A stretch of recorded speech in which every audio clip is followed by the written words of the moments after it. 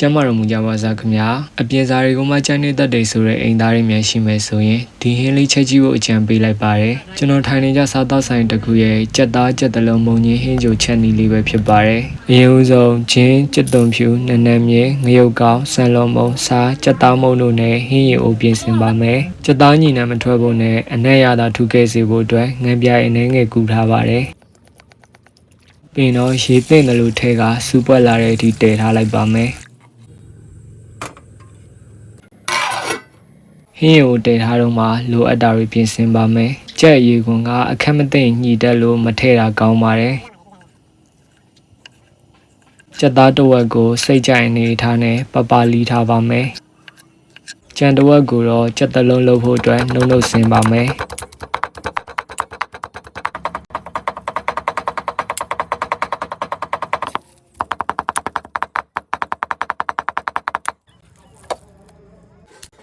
စင်းထားတဲ့ကြက်သားတွေကိုကြက်ဥတစ်လုံး၊ကွန်မုန့်နဲ့ငယ်စားကြက်သားမုန့်နဲ့ငံပြိုင်နဲ့ငယ်ထည့်ပါမယ်။ကွန်မုန့်များသွားရင်လည်းကြက်တစ်လုံးပျော့ပြီးစားမကောင်းဖြစ်တတ်ပါတယ်။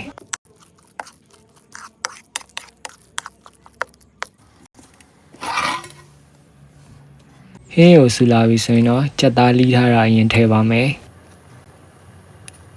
ကြက်တလုံးကိုတော့လက်နဲ့လုံးစရာမလိုပဲအခုလိုလေးလုပ်ပေးတာနဲ့တဘာဝကျတဲ့ကြက်တလုံးလေးတွေရရှိမှာဖြစ်ပါတယ်။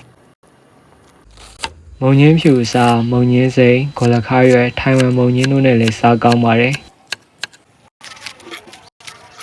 အခုလိုကြက်တလုံးလေးတွေရှိပေါ်လာပြီဆိုမှအရွက်ခတ်ပါမယ်။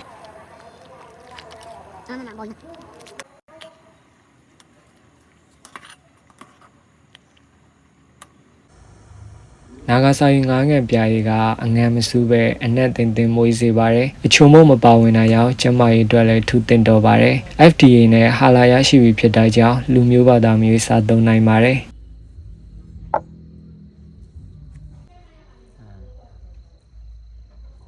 ဆုံးနေကြည့်ရှုပေးကြတဲ့အတွက်အားလုံးကျေးဇူးတင်ပါတယ်နောက်ဗီဒီယိုတွေမှာပြန်လည်ဆုံတွေ့ကြပါမယ်ကျွန်တော်ကတော့စောအိုင်းစေပါ